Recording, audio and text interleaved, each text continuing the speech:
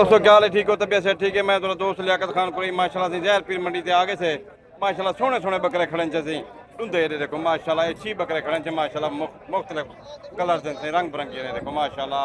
ये देखो ये काला ये सी माशाल्लाह। ये देखो ये सी ये हरण की शिकल है, बरे की शिकल से। ये देखो जो बरे होंगे ना सी हरण की शिकल है देखो माशाल्लाह। वो काला है सफेद है ये चीना माशाल्लाह। ये लाल चीना है देखो माशाल्लाह खूबसूरत। अच्छा क्या हाल है, जो के पैसे मंगते ਆਪਾਂ ਜੋਟ ਦਾ 73 ਮੰਗਦੇ ਖੜੋ जुट दा यानी कि दूध का 73 मंगता खड़े। मोबाइल नंबर 0302 0302 3497 3497 900 जी माशा ना क्या ही गुलाम मदनी फार्म कितने फार्म मुंशी अब्दुल सलाम नगर शहर का नारा शहर है हाजीपुर रोड हेड हाजीपुर। अच्छा जी माशाल्लाह जहर पेल के नाल इंदा घर ये फार्म ये माशाल्लाह नेक नियत आदमी डाट फ्राड वाली गल कहनी तुसा खरीदारी भी खुद कर सकते हो माशाल्लाह। मेरा काम है वीडियो बनाते रहे माशाल्लाह। बाकी कुछ सोने बकरे हम सन तो कुत्ते दिखे सू